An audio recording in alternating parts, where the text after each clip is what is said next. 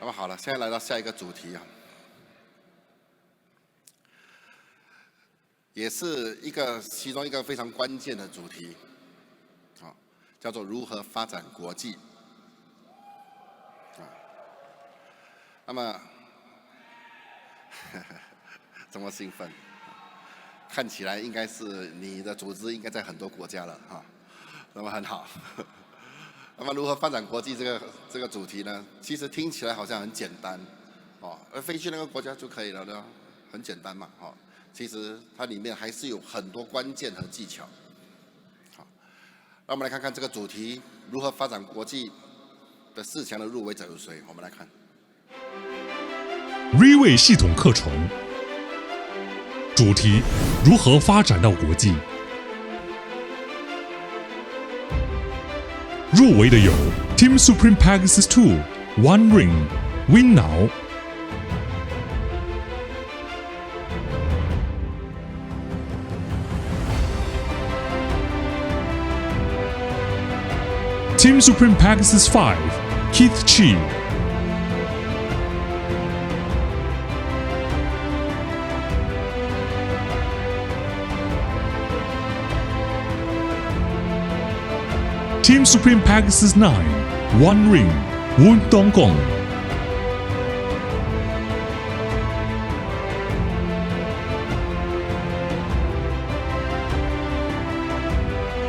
Team Supreme Pegasus 9, Two Rings, Hasim.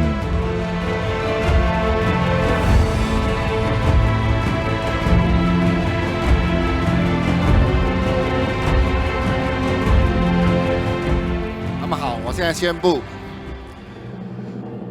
主题如何发展国际，Riway 国际的官方代表讲师是 Team Supreme Pegasus 9 Two Ring Pak Hasim。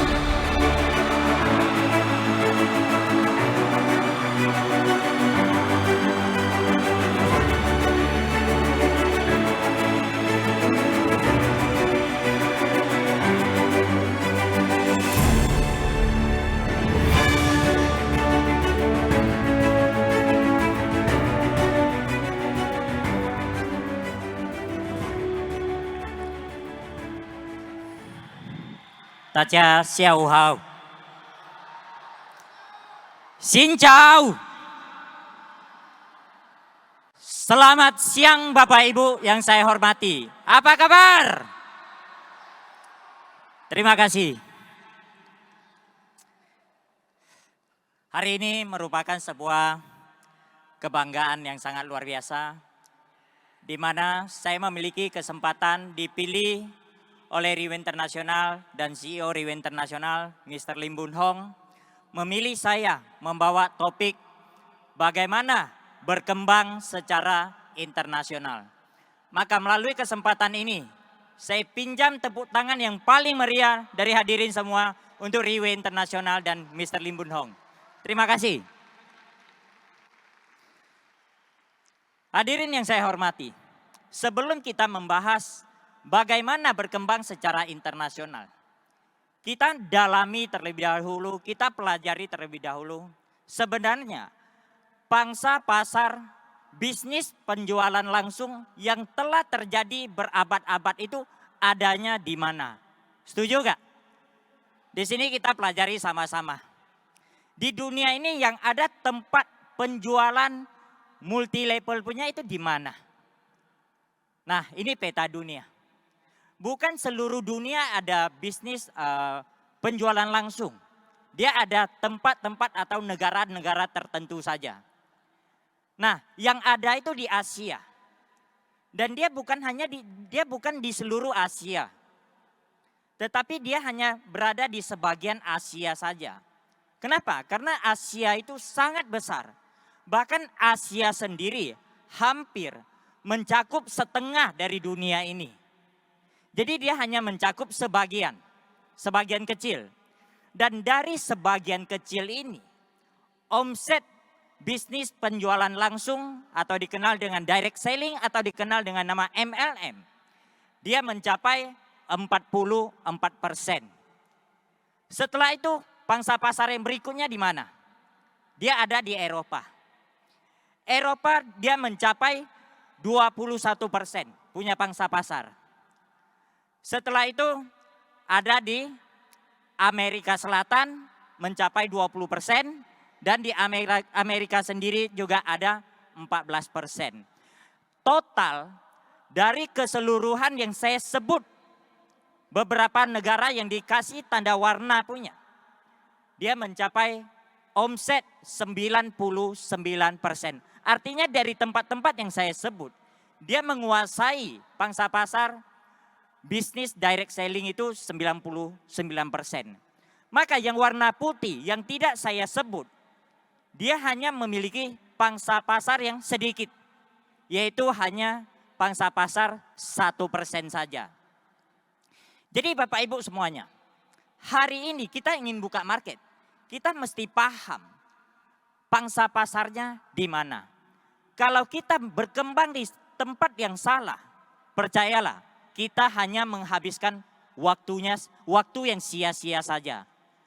Contoh, hari ini Anda katakan kepada kita, kepada leader Anda, saya di Afrika ada orang.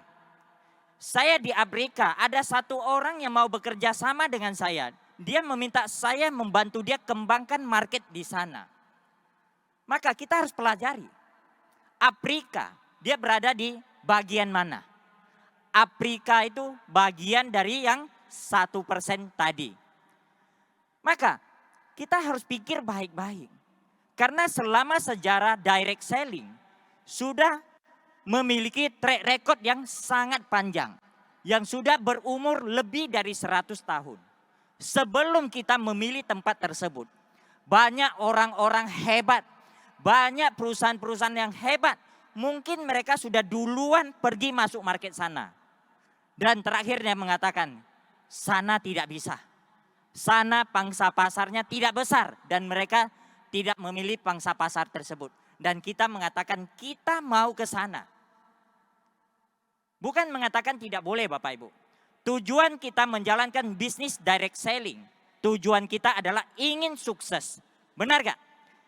Maka kita tidak boleh menghabiskan waktu di tempat yang tidak ada pangsa pasar punya. Bisa diterima gak hadirin semuanya? Nah, sekarang kita semua berada di lingkungan perusahaan Riway Internasional. Di mana perusahaan ini berdiri dari tahun 2008. Dimulai dari 38 botol sampel produk dan 4 orang tua dibimbing oleh seorang anak muda yang berusia 33 tahun. Dan Riway sekarang sudah berusia 15 tahun. Karena Riway memiliki sebuah produk yang sangat luar biasa dan memiliki sebuah sistem yang sangat sederhana tetapi membuat banyak orang punya impian tercapai. Sehingga dalam 15 tahun Riway Internasional berkembang sampai ke mancanegara. Setuju gak?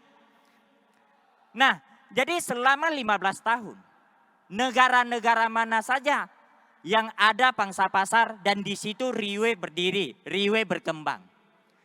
Sangat banyak. Tetapi pada tahun 2022 melalui sebuah top leader meeting yang diselenggarakan di Dubai.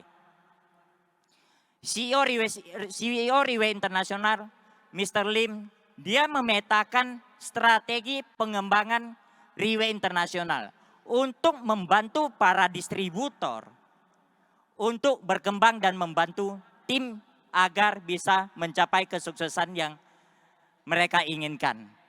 Maka Bapak Ibu, saya ucapkan selamat.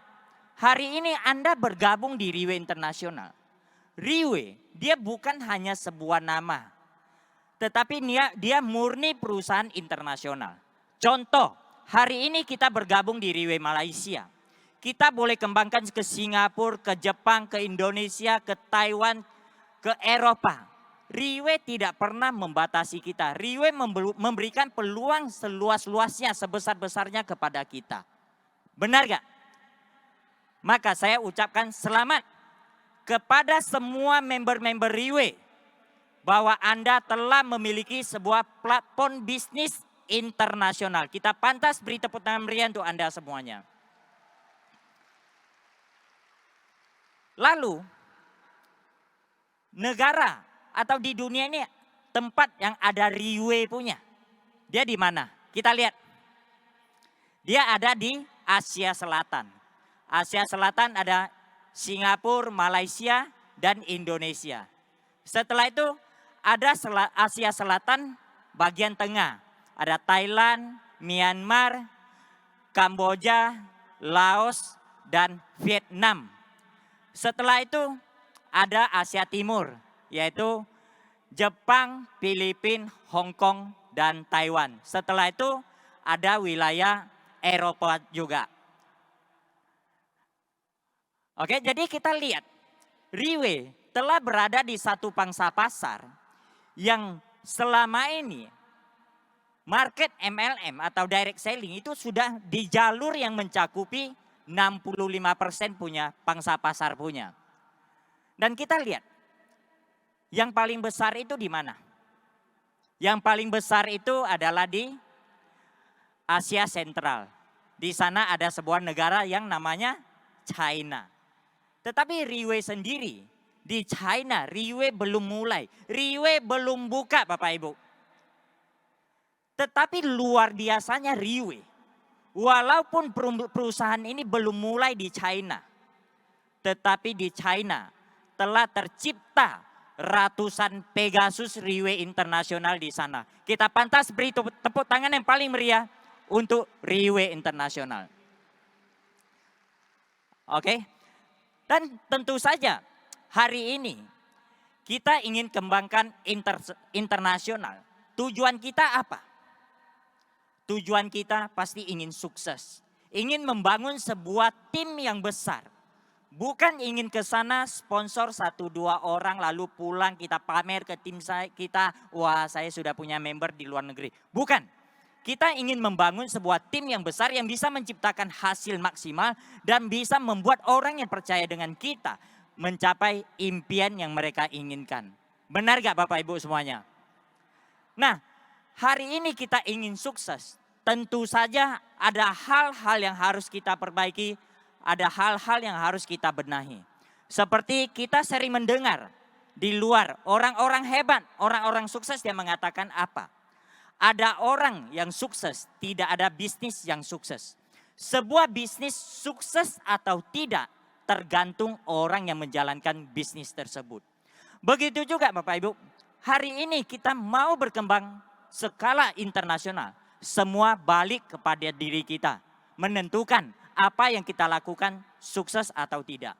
Sebelum saya cerita lebih lanjut, saya akan menceritakan sebuah cerita untuk Bapak Ibu semuanya. Mau dengar gak?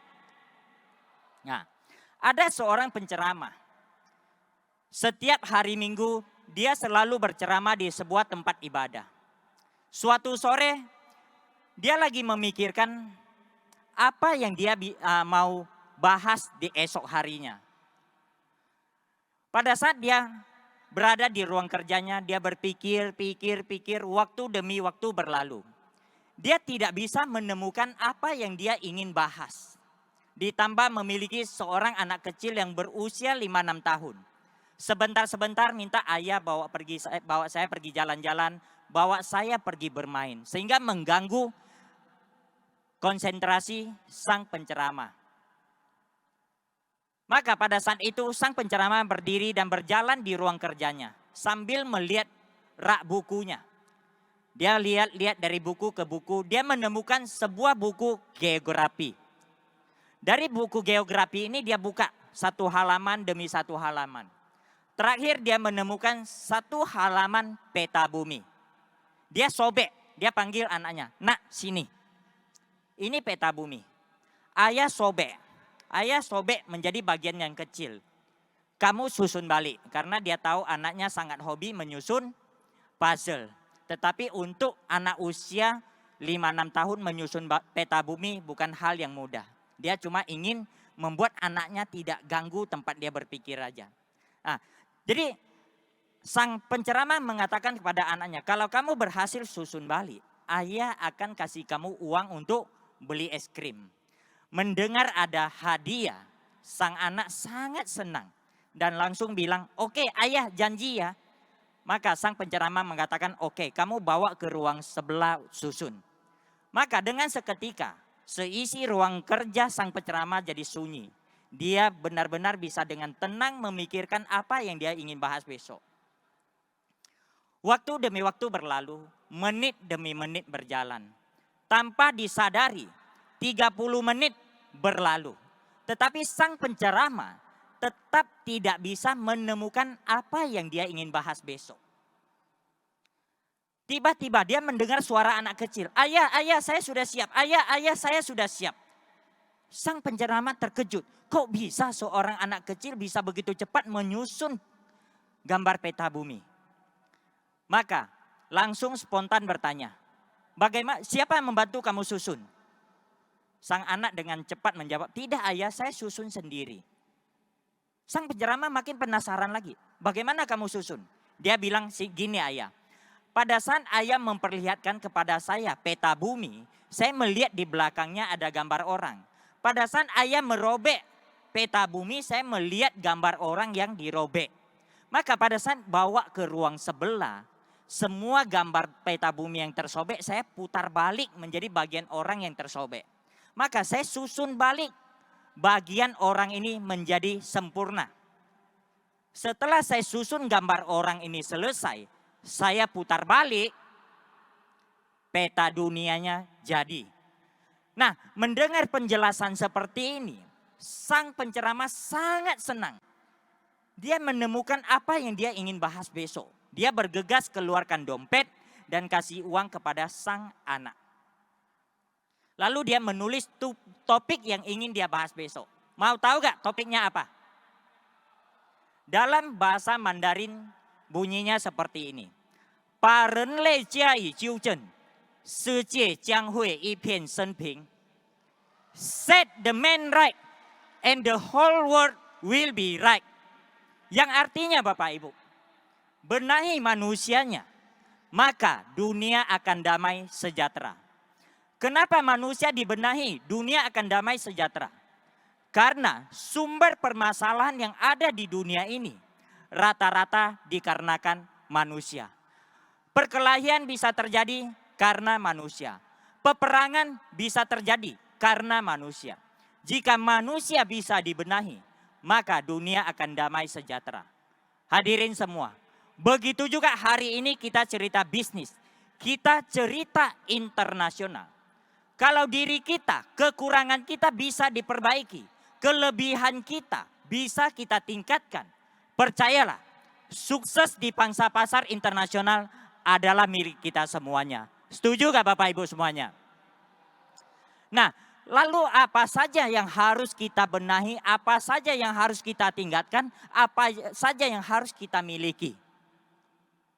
Nah, ada beberapa kemampuan dasar yang harus kita miliki. Ada beberapa. Kemampuan dasar pertama adalah kemampuan dasar finansial. Pada saat Anda cerita Anda ingin berbisnis ke internasional, Anda ingin kembangkan internasional. Di bagian finansial Anda tidak boleh ada masalah. Anda benar-benar orang yang di bagian finansial sangat solid, sangat kuat terlebih dahulu. Kenapa Bapak Ibu semuanya? Karena pada saat kita ingin menuju ke pangsa pasar internasional, segala sesuatu dia membutuhkan biaya yang besar. Contoh, alat transportasi saja, baik laut, darat maupun udara, dia membutuhkan biaya. Dan bukan kita pergi ke sana 1-2 kali setelah itu kita sukses. Enggak Bapak Ibu, dia harus bolak-balik dengan jangka waktu yang lama. Baru bisa membangun satu tim yang besar di sana. Maka dalam proses perjalanan bolak-balik ini dia memakan biaya yang besar. Ditambah lagi makan semua perlu uang. Tempat tinggal semua perlu uang. Bahkan ada masalah kita juga harus selesaikan. Harus keluarkan uang. Kita misalnya di tim kita ada masalah. Nah, di sini jangan salah persepsi. Bahwa kita bangun tim di tempat kita, di negara kita ada masalah. Keluar negeri tak ada masalah. Salah Bapak Ibu. Keluar negeri masalahnya lebih besar. Kenapa? Dari komunikasi, dari bahasa sudah menimbulkan masalah. Dan jika ada masalah kita tidak bisa selesaikan via telepon. Kita harus berangkat atau kita harus terbang ke sana. Duduk dengan mereka. Edukasi mereka, tuntun mereka. Masalah baru bisa selesai. Maka saran kita, hadirin semuanya. Kalau di tempat kita saja yang ada masalah kita bisa ketemu, kita selesaikan langsung. Dia tidak perlu biaya punya. Kita pun tidak sanggup membangun sebuah tim yang berjumlah 30 sampai 50 orang. Maka jangan berpikir internasional terlebih dahulu. Kasih sendiri untuk membenahi tempat kita sendiri dulu. Bangun sebuah tim dulu.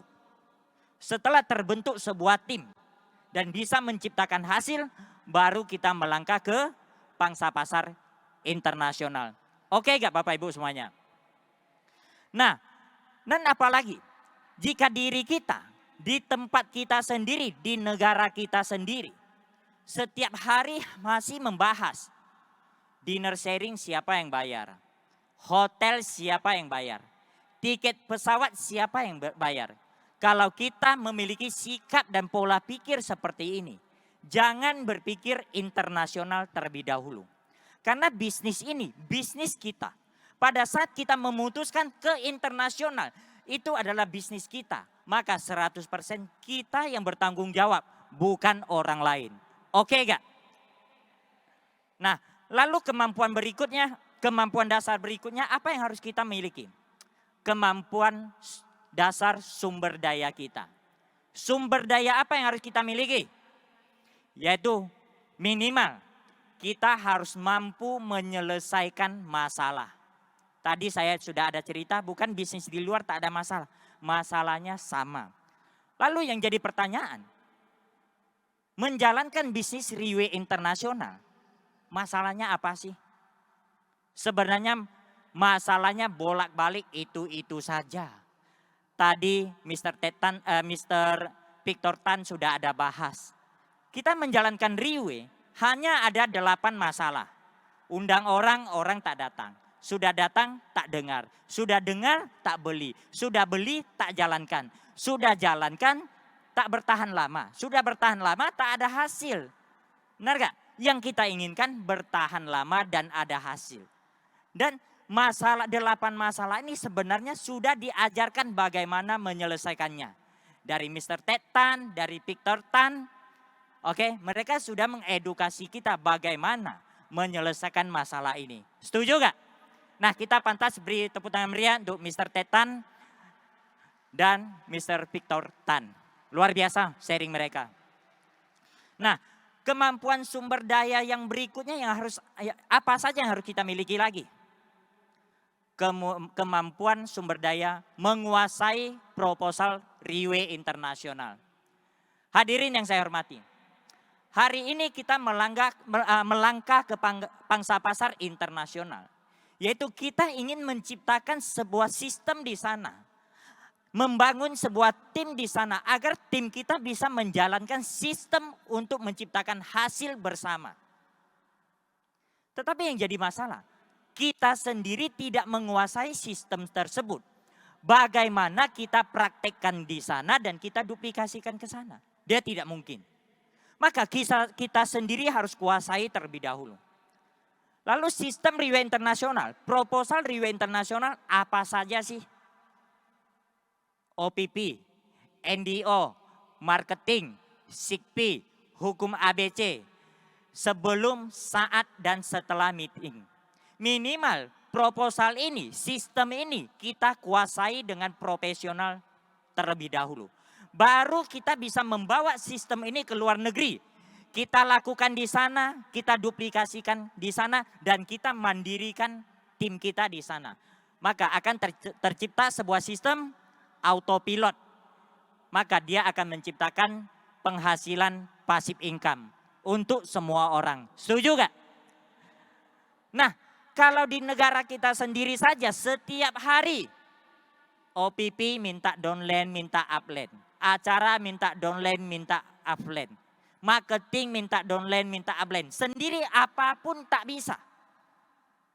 Maka jangan berpikir internasional. Walaupun Anda punya kenalan di luar negeri. Jangan ajak dia masuk kalau Anda tidak menguasai proposal ini. Artinya Anda menjebak dia. Karena Anda tidak bisa mengajar dia. Maka belajar terlebih dahulu. Kuasai proposal ini dengan maksimal. Baru kita mulai merekrut orang luar negeri. Boleh gak? Nah, lalu kemampuan dasar yang ketiga yang harus kita miliki adalah dari diri kita sendiri. Dari diri kita sendiri, apa yang harus kita miliki? Kita harus berada di tempat. Pada saat kita memutuskan buka market di sebuah negara, kita harus berada di tempat tersebut. Berada sampai pada saat kita pulang, teman-teman kita di sana tidak merasakan kita meninggalkan mereka. Tetapi kalau kita buka pangsa pasar di sebuah negara, lama-lama baru datang sekali. Semua mengandalkan telepon. Kalau ini yang kita lakukan hadirin, kesuksesan yang kita inginkan hampir mendekati nol. Artinya apa? Hampir tidak mungkin untuk sukses. Anda ingin sukses, Anda harus berada di sana. Oke gak? Nah, yang berikut yang harus kita miliki pada saat kita memutuskan go internasional. Kita harus memposisikan diri kita sebagai seorang leader, bukan sebagai seorang follower lagi. Yaitu setiap keputusan dan tindakan harus bisa kita ambil sendiri. Kerja bukan diperintah oleh orang lain punya.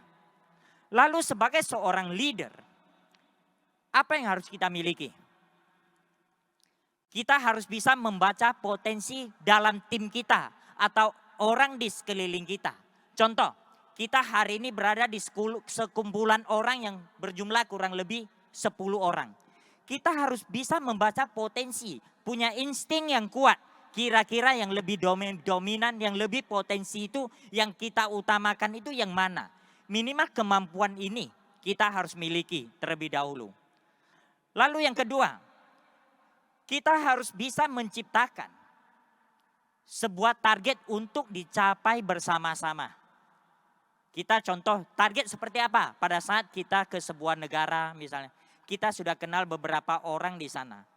Kita bikin sebuah target apa? Yuk minggu ini kita bikin sebuah acara. Kita bikin acara ini full. Maka semua orang akan punya arah. Apa yang dia mau lakukan. Tetapi kalau kita tidak punya target Bapak Ibu. Ibaratnya sebuah kapal yang semewah sebagus apapun. Dia berada di lautan. Dia terombang ambing gak tahu mau buat apa. Ujung-ujung dia pulang Bapak Ibu. Begitu juga orang di sekeliling Anda berteman bekerja sama dengan Anda. Tetapi dia tidak tahu apa yang harus dia lakukan. Bagaimana orang bisa bekerja sama dengan Anda dengan jangka waktu yang lama. Setuju gak? Nah, dan yang berikutnya. Yang harus kita miliki sebagai seorang leader. Kita harus memiliki ambisi yang kuat. Harus memiliki target yang besar. Karena dengan ambisi dan target, dia akan memacu, memompas semangat kita membara. Maka keinginan kita berjuang akan makin lebih tinggi. Contoh, kenapa hari ini begitu banyak leader-leader Riway Internasional sukses setelah bekerja sama dengan Riway Internasional. Karena di Riway Internasional ada seorang pemimpin yang memiliki target yang sangat besar. Baru kita-kita yang ikut Riway Internasional baru bisa sukses. Lalu apakah karena Riway sudah besar baru ada target? Tidak Bapak Ibu. Tidak. Sejak Riway berdiri pada saat kantor masih berukuran kecil di Singapura. Riway sudah punya target. Pemimpin kita sudah punya target. Ingin menjadi nomor 1 dunia. Maka hari ini kita baru sukses bersama Riway Internasional. Pemimpin tersebut adalah CEO Riway Internasional, Mr. Lim Boon Hong. Kita pantas beri tepuk tangan meriah untuk Mr. Lim Boon Hong. Artinya apa Bapak Ibu? Jika hari ini pada saat kita melangkah ke pangsa pasar internasional, kita punya target yang besar. Percayalah, setelah kita memulai dengan target yang besar, 3 sampai 5 tahun ke depan, kita akan mampu menciptakan sebuah tim yang besar. Oke, dan yang berikutnya. Kita harus memiliki daya pengaruh. Kita harus mampu mempengaruhi.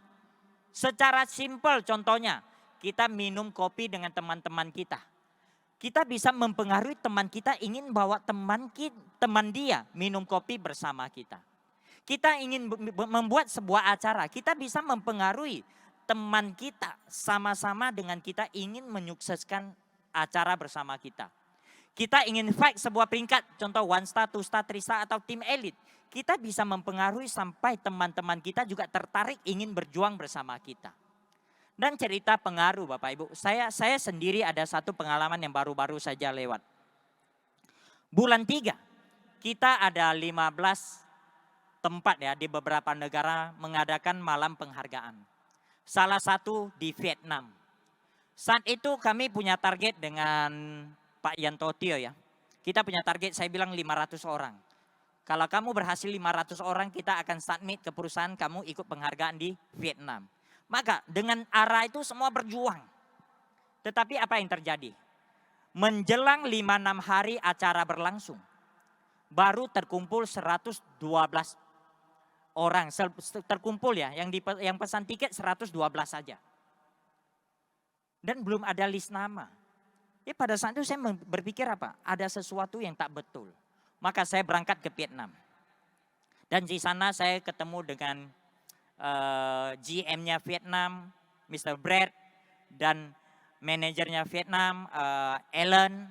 Nah, kita ada cerita-cerita, lalu kita bikin sebuah meeting. Dengan 28 star aktif di sana. Meeting selesai. Kasih mereka berbagai macam alasan kenapa mereka harus ada orang kali ini. Setelah itu esok pagi saya terbang. Saya terbang untuk balik ke Jakarta menghadiri meeting dengan GM-nya Indonesia Pak Doan. Pada saat saya terbang, transit lewat Singapura. Saya landing sampai Singapura. Apa yang terjadi? Saya mendapat laporan. Sudah terdaftar pemesanan tiket itu 725 lembar. Dan apakah jumlah tiket bisa dipercaya? Tidak. Tidak bisa begitu mudah percaya. Lalu saya minta name list. Lalu dari Singapura saya terbang ke Jakarta. Saya landing ke Jakarta. 725 name list. Semua lengkap semua Bapak Ibu.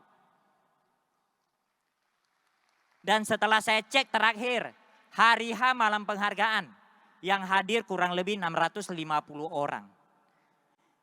Jadi yang terjadi Bapak Ibu, kurang dari 24 jam. Kenapa bisa melipat gandakan orang? Sedikit banyak kita ada daya pengaruh di sana. Setuju gak? Oke. Nah, ini sebuah contoh, bukan kita pamer. Ini sebuah contoh kecil saja.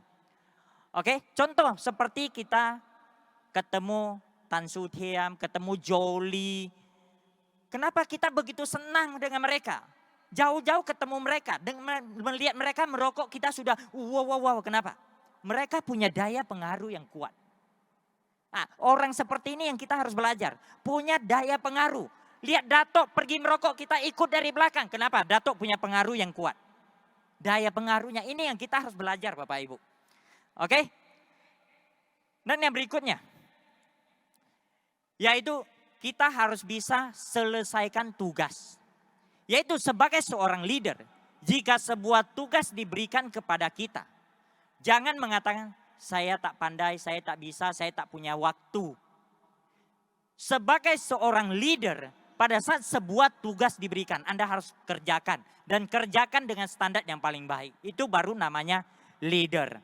Dan sebenarnya hadirin, di Riwe, ada seorang leader yang sangat luar biasa. Dia menyelesaikan tugas dengan nilai yang sangat perfect. Yaitu Miss Claudia Ong. Pada saat Riwe Internasional, Mr. Lim Bun Hong memberikan tanggung jawab kepada beliau untuk menyelenggarakan event-event kecil maupun besar. Malam penghargaan maupun leader training seminar. Dia selalu membuat panggung-panggung yang standar internasional pun kalah. Sangat mewah. Kita pantas beri tepuk tangan meriah untuk Miss Claudia Ong. Sangat luar biasa. Lalu kenapa bisa melakukan sebuah tugas dengan begitu baik? Hanya satu alasan. Seseorang bisa melakukan tugas dengan baik dan benar. Karena dia memiliki sebuah sikap yang namanya tanggung jawab. Benar hadirin semuanya. Jika Anda ingin bisa menyelesaikan tugas, terutama yang pertama yang harus Anda miliki adalah Anda harus menjadi orang yang bisa bertanggung jawab terlebih dahulu. Oke gak? Dan paling penting cerita panjang lebar, tanpa ini kita juga tidak akan bertahan lama di sebuah negara. Yaitu kemampuan kita sebagai seorang leader untuk menciptakan hasil. Ini bagian terpenting. Kenapa? Karena tadi saya ada cerita bahwa pada saat kita melangkah ke pangsa pasar internasional, segala sesuatu dia membutuhkan biaya. Dan biaya yang tidak kecil. Kalau kita tidak bisa menciptakan hasil, bagaimana kita menutupi biaya operasional kita? Benar gak? Dan kalau kita tidak bisa menciptakan hasil, bagaimana orang bisa bekerja sama dengan kita dengan jangka waktu yang lama? Itu tidak mungkin punya. Oke? Dan paling penting, ini yang harus kita lakukan. Yaitu melakukan hal yang bisa diduplikasikan. Hadirin yang saya hormati. Untuk melangkah ke pangsa pasar internasional, dia tidak mudah. Dia perlu pengorbanan waktu, tenaga, pikiran, dan uang ke sana. Maka pada saat kita memilih internasional, tujuan kita ingin sukses. Kita ingin menciptakan sebuah penghasilan passive income di sana. Maka kita harus teliti dengan apa yang kita lakukan. Kita harus melakukan segala sesuatu yang kita bisa lakukan. Orang yang percaya dengan kita juga bisa lakukan. Baru memungkinkan kita membangun sebuah tim. Lalu sebenarnya simple Bapak Ibu. Hari ini kita ingin melakukan hal yang bisa diduplikasi. Bagaimana caranya? Belajar dengan Riwe. Apa yang Riwe boleh lakukan, kita lakukan. Apa yang Riwe bilang jangan lakukan, kita jangan lakukan. Simple saja. Kita harus percaya 100% duplikasi Riwe Internasional. Tetapi ada sebagian orang memulai dengan cara yang salah. Dia pergi ke sebuah negara. Ke sana dia steady, dia fight, dia banting harga. Bisa dapat hasil gak? Bisa. Tetapi hanya sesaat. Penghasilan yang Anda dapatkan hanya sesaat. Setelah Anda di sana terbentuk sebuah tim di sana. Anda tidak bisa duplikasikan. Tim yang susah-susah Anda bangun. Ujung-ujung dia ikut dengan orang lain. Benar gak? Maka di bagian ini kita harus teliti. Lakukan hal yang bisa kita duplikasikan. Baru kita bisa sukses dengan jangka waktu yang panjang. Sebenarnya hadirin semua, di Riwe kalau kita belajar duplikasi, dia tidak perlu jauh-jauh kita keluar belajar. Kita belajar dengan Dato' Kenny. Lihat timnya seperti semuanya tak ada Dato' Kenny. Kita lihat mereka pun seperti Dato' Kenny. Kita lihat Miss IVC, timnya Miss IVC. Kita lihat semua sikapnya seperti Miss IVC. Timnya Miss Claudia, semua sikapnya seperti Miss Claudia. Ini namanya duplikasi. Dan mereka duplikasi dari siapa? Mereka duplikasi dari CEO Riwe Internasional, Mr. Lim Boon Hong. Kita pantas beri tepuk tangan meriah untuk CEO Riwe Internasional, Dato' Kenny, IVC, dan Miss Claudia Ong. Luar biasa. Dan paling penting, hari ini kita ingin sukses di sebuah negara. Kita tidak bisa lakukan sendiri. Kenapa? Kesuksesan kecil dilakukan sendiri. Kesuksesan besar dilakukan oleh banyak orang, yaitu sebuah tim. Lalu bagaimana kita bisa membangun sebuah tim? Kita harus memiliki sebuah sikap yang namanya lapang dada. Lalu bagaimana membuat diri kita berlapang dada? Hanya ada satu cara membuat kita berlapang dada, yaitu masalah. Hanya masalah yang Anda hadapi bisa membuat Anda berlapang dada. Lalu apakah semua masalah bisa membuat Anda berlapang dada? Tidak. Tergantung bagaimana Anda perlakukan masalah. Jika saat masalah datang ke Anda lemparkan ke orang lain, lempar ke upline, lempar ke downline, lempar ke perusahaan. Anda selamanya tidak pernah akan berlapang dada. Jika masalah datang ke Anda, setelah itu Anda muntahkan keluar, Anda cerita kepada orang di sekeliling Anda. Anda tidak akan berlapang dada, bahkan meracuni orang di sekeliling Anda. Satu-satunya cara bisa membuat Anda berlapang dada. Setiap masalah yang datang, telan. Setiap masalah yang datang, telan. Setiap masalah yang datang, telan. Telan sampai pada saat Anda tak tahan lagi. Masuk dalam mobil, kalau Anda punya mobil. Kunci pintu, kunci jendela. Teteskan air mata Anda. Atau cari satu tempat yang sunyi. Teteskan air mata Anda. Tetes sampai puas, keringkan. Lalu katakan kepada diri Anda, one more round. Lakukan terus menerus, telan terus menerus. Percayalah, Anda akan terbentuk sebuah sikap yang berlapang dada dan menjadi leader yang dewasa. Oke gak? Lalu, setelah kita memiliki kemampuan ini, apakah bisa membuat kita internasional? Tidak. Kalau Anda tidak memiliki paspor Bapak Ibu. Tanpa paspor, Anda hanya bisa sampai perbatasan saja. Anda tidak bisa go internasional.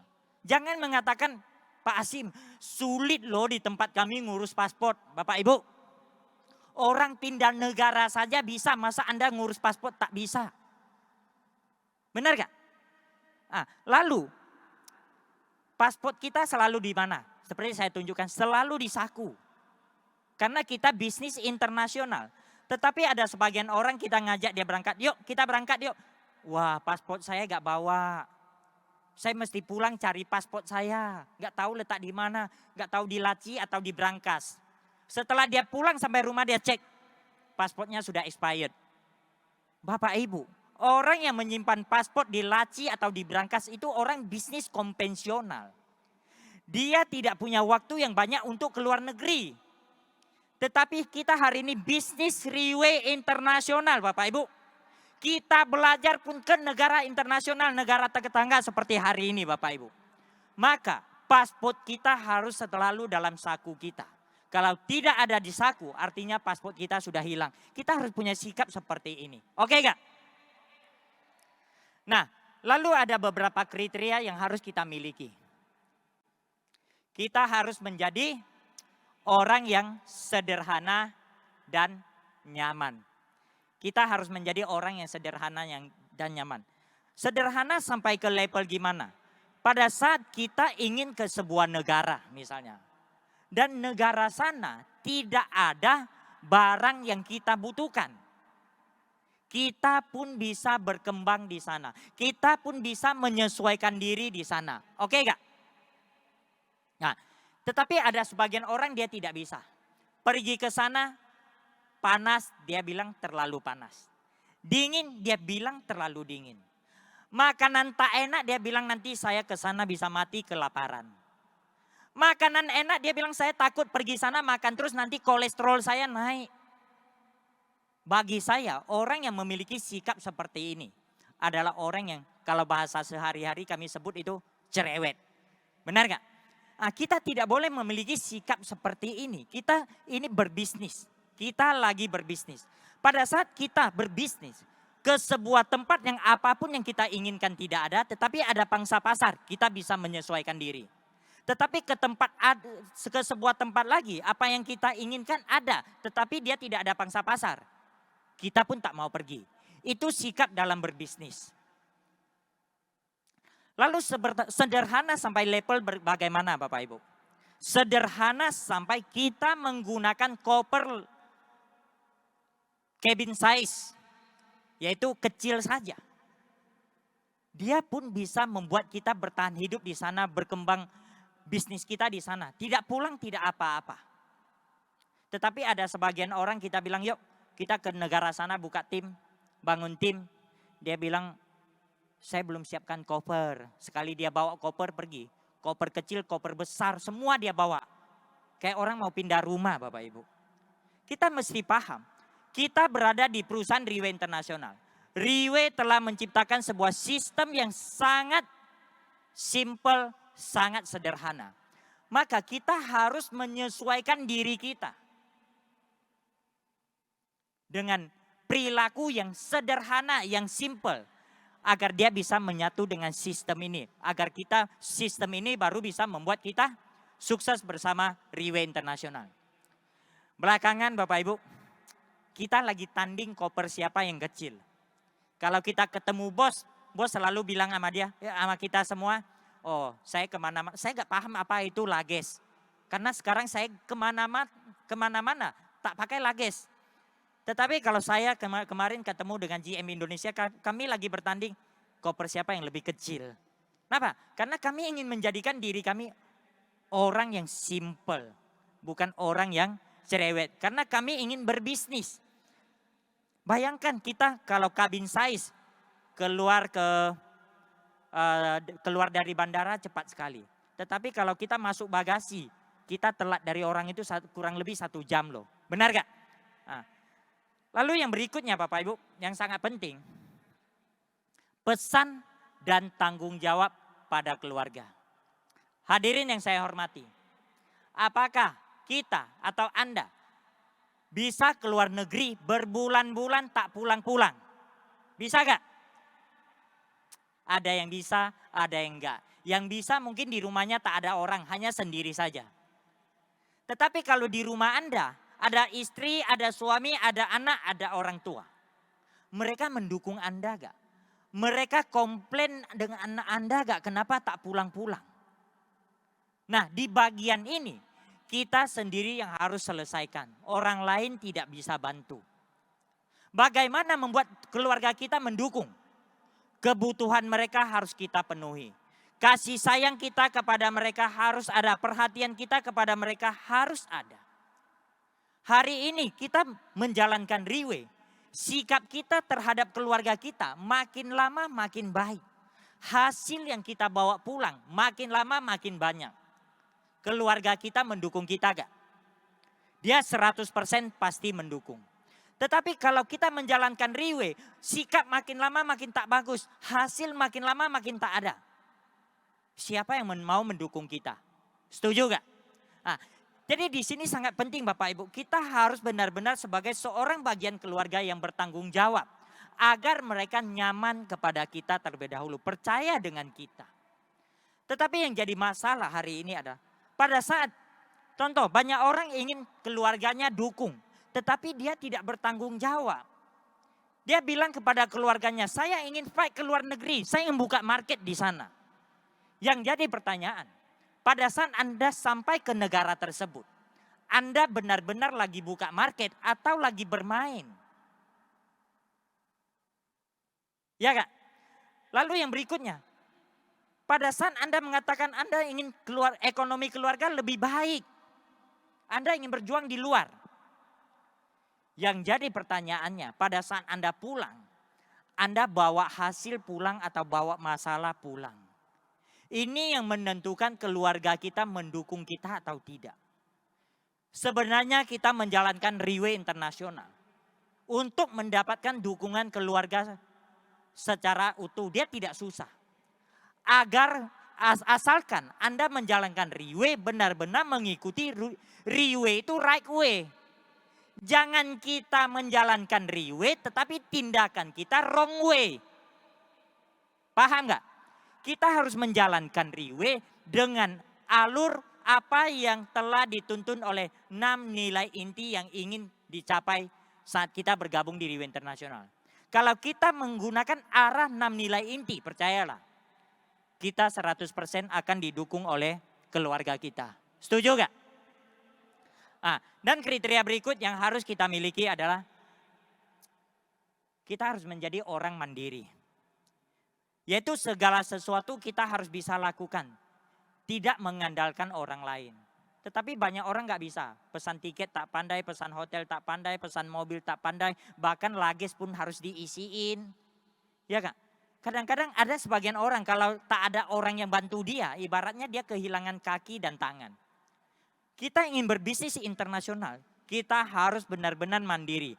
Apapun kita bisa lakukan sendiri. Tetapi ada sebagian orang dia tidak bisa. Dia mau pergi ke satu tempat, dia takut. Dia takut kena culik.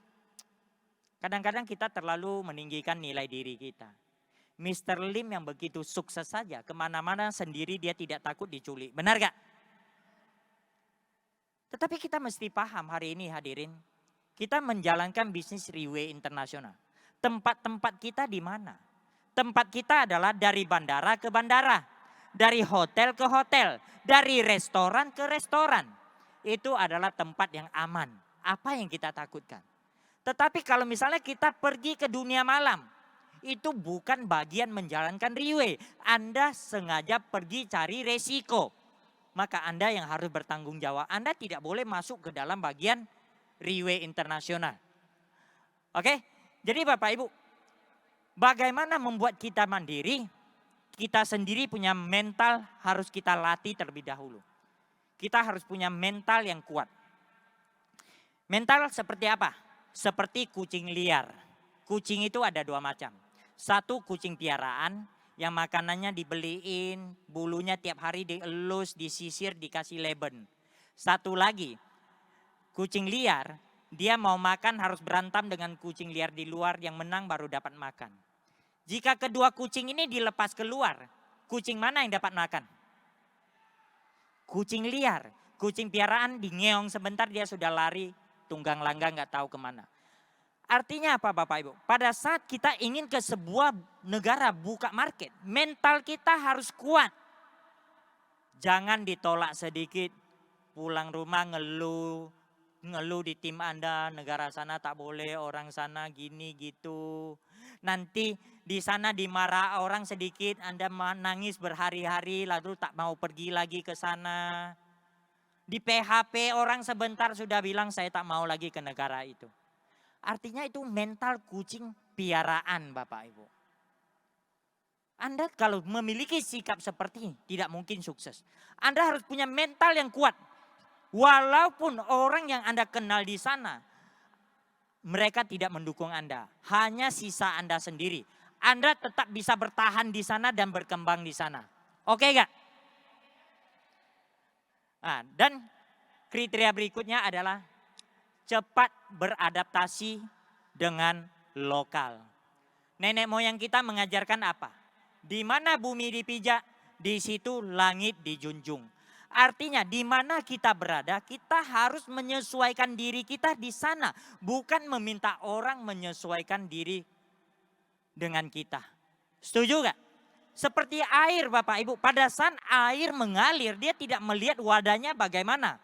Yang penting dia mengalir aja. Wadahnya bagaimana dia tetap bisa menyesuaikan diri. Ini yang harus kita punya sebagai seorang yang ingin berkembang di pangsa-pasar internasional.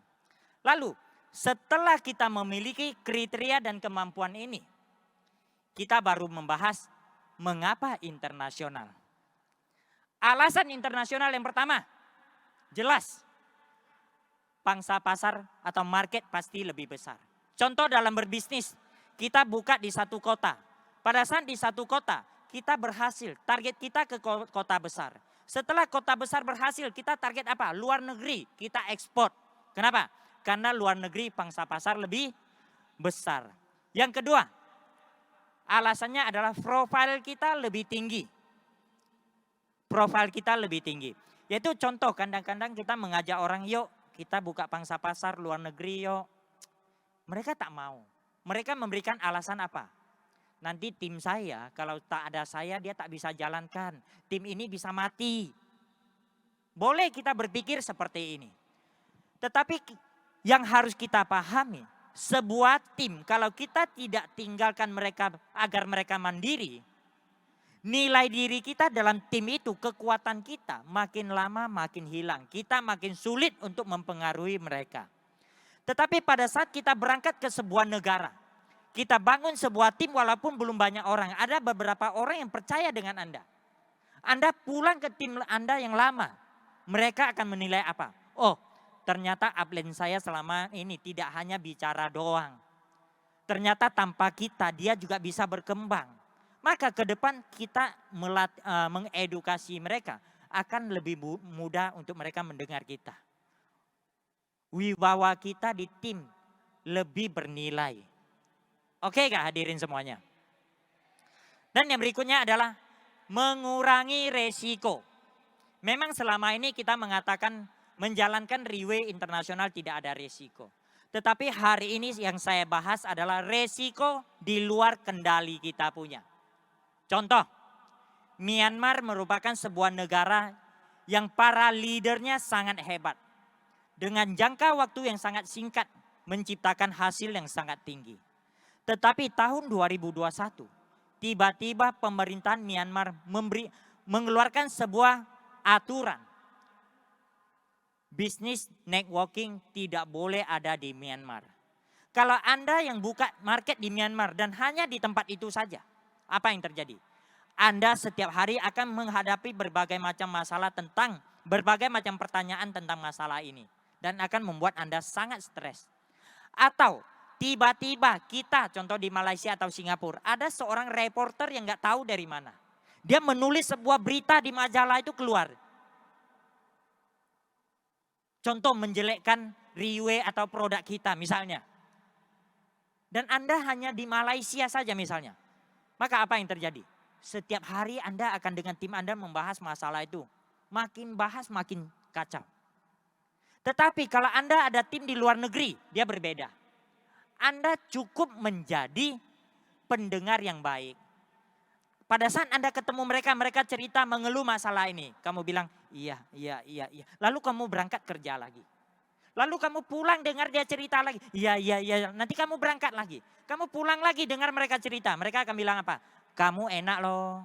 Punya tim di luar negeri. Ada masalah seperti ini. Kamu tetap ada hasil, tetap berkembang. Kami ini tak bisa buat apa-apa.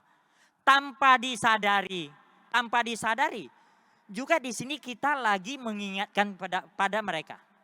Kenapa harus ekspansi? Kenapa harus berkembang internasional?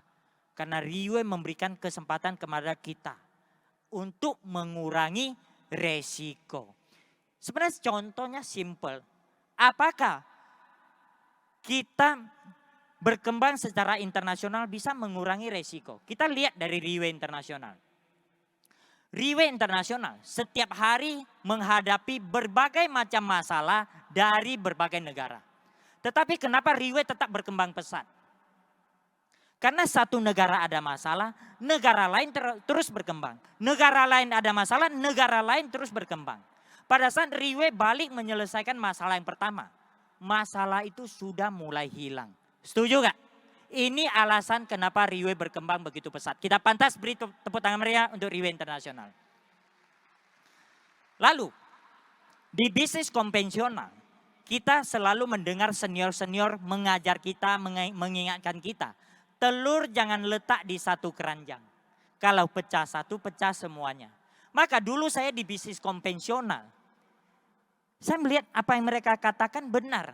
Oh, toko berarti tidak boleh buka satu saja. Contoh saya buka di shopping. Kalau saya buka di shopping ini dia sepi, saya makan apa? Lalu saya mulai kembangkan. Ada toko, ada shopping saya buka, ada shopping saya buka, ada shopping saya buka. Sampai semua shopping center di Batam saya buka. Yang jadi masalah adalah setiap kita ekspansi, dia memakan modal yang sangat-sangat besar. Tetapi setelah saya mengenal Riway Internasional, saya sangat senang Bapak Ibu. Ini baru bisnis yang benar. Ini baru cara ekspansi yang benar. Pada saat saya mengenal Riway Internasional, saya mulai jalankan. Saya mau ekspansi ke sebuah kota atau ke sebuah negara. Saya tidak perlu menanam modal yang besar. Saya hanya perlu beli tiket pesawat, pesan hotel, dan biaya makan di sana saja. Tanpa disadari, bisnis ini bisa membawa saya berkembang nasional sampai internasional. Kita pantas beri tepuk tangan meriah untuk Riway Internasional. Ini yang mengurangi resiko bisnis kita Bapak Ibu. Riway menurut saya adalah pilihan yang paling tepat. Dan yang berikutnya adalah wawasan kita lebih luas. Di dalam NDO 4 kriteria, di dalam dipesankan apa? Selain penampilan rapi, wawasan kita harus luas. Tetapi yang jadi masalah, kita setiap hari berada di lingkungan itu saja. Apa yang kita paham, tim kita paham. Apa yang kita dengar, tim kita dengar. Apa yang kita lihat, tim kita lihat juga. Bagaimana wawasan kita bisa lebih luas dari mereka? Tetapi kalau Anda ekspansi ke luar negara, Anda menempuh perjalanan yang jauh. Apa yang Anda lihat, Anda dengar, Anda belajar akan lebih banyak dibandingkan mereka. Setuju gak? Seperti dalam ada sebuah kata-kata yang bunyinya seperti ini. Tuan Qian Su, Puru Xing Wan Li Lu. Artinya apa? Menempuh perjalanan puluhan ribu mil lebih memiliki nilai dibandingkan kita membaca puluhan ribu buku. Kenapa? Karena pada saat kita menempuh perjalanan puluhan ribu mil, kita bersentuhan langsung, kita alami langsung. Maka pengalaman yang kita dapatkan lebih banyak. Paham gak hadirin semuanya? Nah, oke, dan yang berikutnya adalah level kita lebih tinggi. Nah, standar kita lebih tinggi. Contoh gini, kita berada di sebuah lingkungan atau sebuah tim yang mereka hanya di situ-situ saja. Hanya di tempat itu saja. Tetapi Anda punya tim. Seperti Mr. Jolie, dia punya tim.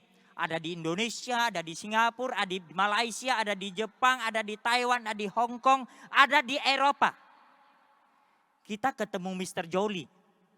Dia ibaratnya tinggi kali dibandingkan dengan kita. Kenapa? Levelnya tinggi. Kenapa? Dia bisnis internasional. Ini yang kita dapatkan sebuah nilai yang tidak bisa dibeli dengan uang Bapak Ibu semuanya. Lalu setelah kita sudah paham kemampuan yang harus dimiliki, lalu kriteria yang harus dimiliki, lalu mengapa internasional, apakah bisa menjamin kita sukses? Tidak, hadirin semuanya. Kalau Anda pindah sana, pindah sini, loncat sana, loncat sini, dia tidak akan membuat Anda sukses. Anda ingin sukses, hanya satu cara, menetapkan tempat, yaitu fokus. Bapak Ibu pernah dengar gak tetesan air bisa memecahkan batu? Pernah dengar gak? Kenapa? Karena dia fokus. Cahaya matahari bisa membakar kertas. Kenapa? Karena ada kaca pembesar. Tetapi kalau kaca pembesar ini goyang terus, bisa bakar gak? Dia tidak bisa bakar. Kenapa bisa bakar? Dia fokus. Lalu, berapa tempat yang kita tetapkan? Maksimum 2. Pada saat saya mengatakan 2, banyak yang tanya kepada saya, Pak Hasim, kenapa Riway Internasional banyak? Sebenarnya Riway Internasional tidak pernah melarang kita buka tempat yang banyak. Yang jadi pertanyaan, kita siap gak? Buka 2 tempat saja, banyak orang lihat anaknya panjang, gak pernah lihat anaknya tinggi. Apalagi banyak tempat. Setuju gak? Dan menetapkan tempat, membuktikan sukses. 2008 ada seorang anak muda memulai di sebuah negara yang peta dunianya mau lihat harus pakai zoom beberapa kali baru nampak negaranya. Saat itu ada satu orang yang percaya dengan dia di Penang. Jarak tempuh bolak-balik 700 km. Setelah ada orang ini percaya, setiap pagi dia ke Penang, malam Singapura. Pagi Penang, malam Singapura. 2 tahun berturut-turut. Dalam proses 2 tahun itu, banyak orang menawarin anak muda ini. Negara ini saya banyak orang, kota ini saya banyak orang. Dia tidak peduli. Lalu apa yang terjadi? Setelah 2 tahun, Riway Malaysia berkembang, Riway Singapura berkembang, Riway Internasional berkembang. Anak muda itu telah membuktikan kepada kita bahwa fokus akan menciptakan hasil. Beliau adalah CEO Riway Internasional, Mr. Lim Boon Hong. Kita beri tepuk tangan meriah untuk Mr. Lim Boon Hong. Lalu Bapak Ibu, sekarang kita sudah masuk ke penghujung topik saya. Sebagai penutup, saya ingin memberikan sebuah pesan moral yang dari kata-kata seorang yang sangat luar biasa yang telah menginspirasi saya. Jika kata-kata ini bisa menginspirasi saya sangat yakin bisa menginspirasi hadirin semuanya. Yaitu dari seorang yang bernama Lao Tzu. Dalam kitab Tao Te Ching halaman ke-7. Dia mengambil tema air. Yang bunyinya seperti ini. Sang San Ro Sui. Di dalam ada sepenggal kata. Sui san li wan u er pu chen chu zhong ren zhe suo u. Yang artinya air memiliki sebuah sikap yang sangat mulia. Dia selalu menyesuaikan diri, tidak pernah meminta untuk disesuaikan. Dan air berguna untuk puluhan ribu macam kebutuhan di dunia ini. Tetapi dia tidak pernah meminta balasan. Dan yang lebih luar biasa, dia rela mengotori dirinya untuk membersihkan orang lain. Pada saat Anda mandi, badan Anda kotor. Anda mandi jadi bersih, air jadi kotor. Tetapi Anda buka keran air, dia tetap kasih Anda bersih. Kaki Anda keinjak kotoran, Anda cuci pakai air. Airnya kotor, kaki Anda bersih. Tetapi dia tidak pernah membalas kita. Pesan moral ini memberitahukan kepada kita apa? Pada saat kita ingin berkembang di sebuah negara, dimanapun kita pergi, jadikanlah diri kita orang yang gampang menyesuaikan diri. Orang yang rendah hati, orang yang tidak sombong, orang yang jujur, orang yang tidak pernah meminta balasan apapun atas kebaikan yang kita berikan. Percayalah, kalau kita membawa sikap ini, kemanapun kita dikelilingi banyak teman. Maka makin banyak teman, maka peluang kita makin terbuka lebar. Oke gak hadirin semuanya? Oke, jadi kurang lebih topik saya hari ini bagaimana berkembang secara internasional sampai di sini. Semoga bisa bermanfaat untuk para hadirin semuanya. Saya doakan semuanya sehat selalu dan sukses selalu. Sekian, terima kasih, selamat sore semuanya.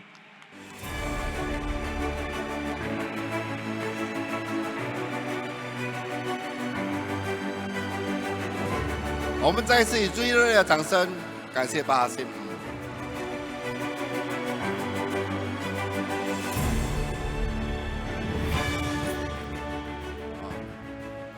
所以巴哈辛分享完后呢，我觉得哇更难。为什么难呢？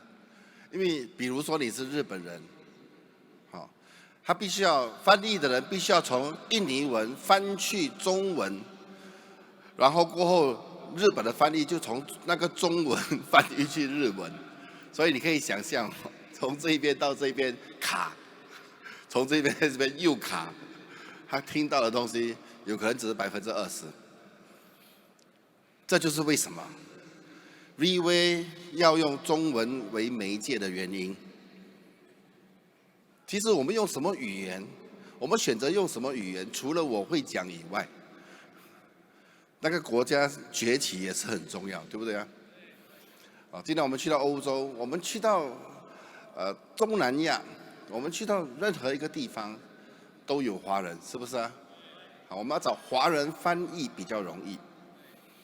今天如果你的语言没有这么的国际化，那么要付出的代价，当然我们要去到全世界，肯定有一定的挑战的。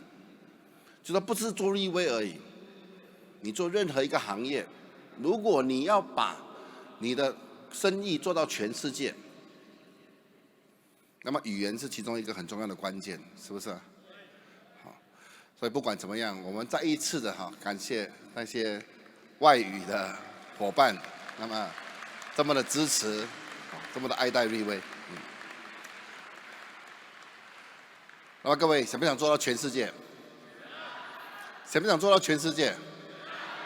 不过刚才如果你听得懂巴哈辛所分享的东西的话，你就知道其实它并不是你想象中这么的简单。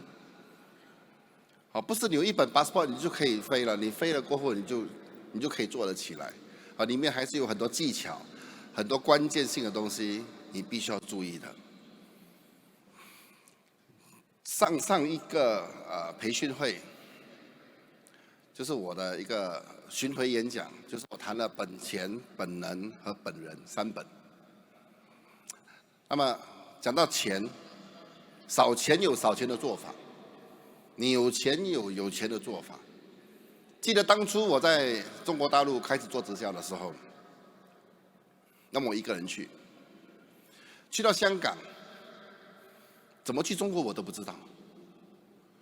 那么用我的那个10%的广东话，在香港问路怎么去中国。哦，原来可以坐车过去深圳啊，就租了一辆车去深圳。那么到了中国很开心，我终于到中国了。啊，那时也是一个人，当时也非常的天真，以为人在那边就可以了。好，不过确实我就是这样天真当时。那么就一个人在中国里面混了2、3年。当时身上有没有钱？没钱，不但没钱，还一屁股债。就是我在最后一家直销公司出来的时候呢，就一屁股债，然后一个人就准备，好，就是做国际，所谓的想要做到全世界。所以我可能可以分享一下我没钱的时候是怎么样做国际的。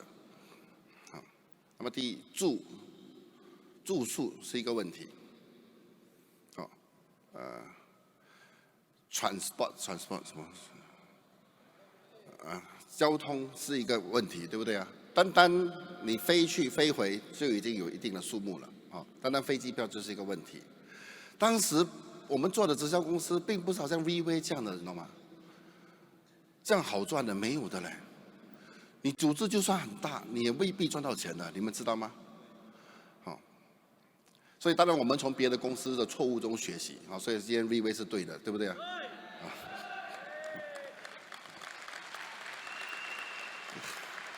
当时绝对没有可能可以租会场的，没有可能的。我是在哪里谈？我在房间里谈，我的睡房。他们这样怎么讲？比如说我的睡房，我叫了大概，或者说他们一群人来，开始已经有人了，他们就一群人来哈。那么比如说一次进来的一场20多人，那么我以前的睡房不是总统套房的，你懂吗？就真的是一个房间一个床而已，就是很小的一个空间而已。不过我只要一个窗口就够了。一窗口是什么做的？玻璃做的，对不对啊？那白天它就可以变白板了。所以我的白板都是窗口。所以我的口袋里面以前这边呢，肯定是有一支 marker pen。所以一拉开窗帘 ，marker pen 一拿出来。就谈 plan 了。我告诉你，你不要开玩笑。这个刚开始 VV 的时候，我也是这样做的。刚开始 VV 马来西亚是在哪里开始？就在一个地方叫做大三角这个小镇。但是我 sponsor Simon 是谁 ？Simon 是这边1半的人以上的大上线。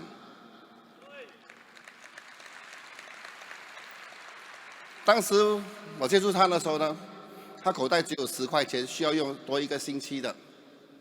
孩子那时8岁，口袋只有10块钱，拿着一个水壶，绑着一个领带，绑得很紧，整身汗，还是绑着。我就说，Simon，叫人来我谈，我帮你谈。他说没问题，他就叫人了，他就说他带人来了哦，老板去哪里谈？我房间啊，房间，对他来了，你叫了几个人？5个人，上来，跟他讲几号。他上来了过后，我就坐在那边聊了过后，突然间我站起来，拉开窗帘，marker pen 拿出来，我就开始谈了。当时还没有 OBB 啊，这些东西没有的，我们都是用嘴巴讲的，什么资料都没有那时候。谈了过后，我可以感觉到Simon看住我的眼神是那种。过后，我就拿那个每个酒店都有拖鞋的，对不对呀？有没有拖鞋？我就拿那个拖鞋一伸进去，我就骂了。哇！对我来讲，那个是很正常的事情，你知道吗？因为我过去几年都是在这样做的，因为我们在中国那时没有钱的时候，哇，要坐飞机还是火车？我要坐晚上的火车，我可以省一晚的酒店，我还可以省飞机票，火车比较便宜，买站位站在那边，站住的火车，有时坐22个小时，到那边的时候脚都肿了那种。我们都是这样去到那边，哎，一有玻璃就是我的白板了。所以今天，当公司有自己的白板的时候，我不可以允许那个白板有一点脏的，我没有办法的呢，我就会过去这样。这个可能就是一个职业病啊。我很尊重那个会议室里面的白板，会议室里面的投影，我很尊重的。我不可以说有人可以在那边，乱画了过后弄脏，然后无所谓放在那边，这样不可以，因为那些都是我们赚吃的工具，对不对啊？因为那时候连白板都没有啊。当我这样做的时候 ，Simon 直接觉得说，他没看过嘛，他第一次看过人这样做，他就觉得说这个人可以跟的，一跟我跟到今天，然后以 Simon 的性格，我们都知道，这边有很多他的很好的朋友在这里，大部分都是好朋友。都知道 Simon 的性格。你讲到他不喜欢听的，他直接讲，他直接给你一个脸的，没有跟你客气的。比如说你讲到林文峰的坏话，他直接没有跟你好了，永远。他就是这样的人。不过很奇怪的，我讲什么他都觉得是对的，我自己都觉得奇怪，有时候。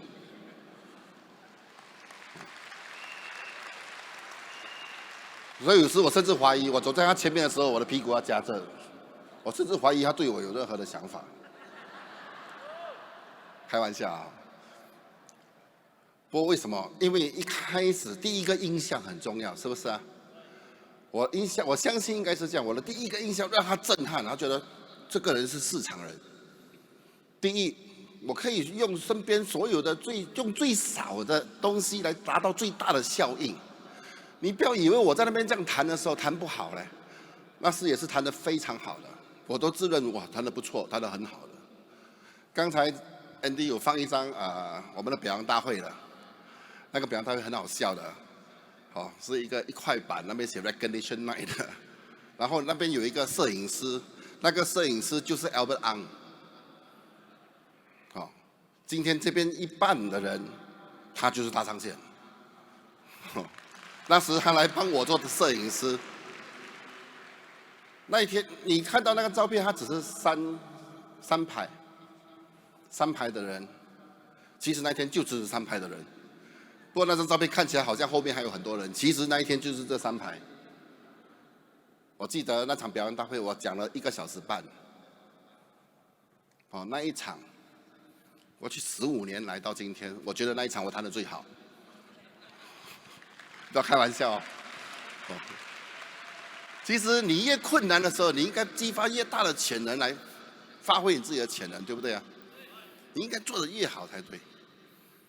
就好像今天这样的情况，你不要以为很大其实也并不是大的它并不大的。今天你给我们多1倍大的会场，它其实还可以满的。这个是制造人数的一些功力而已。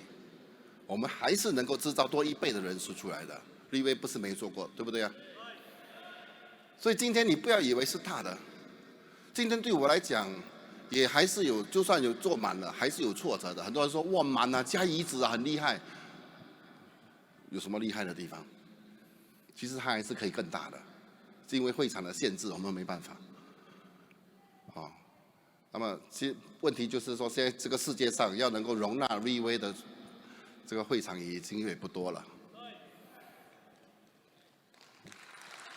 这确实需要掌声。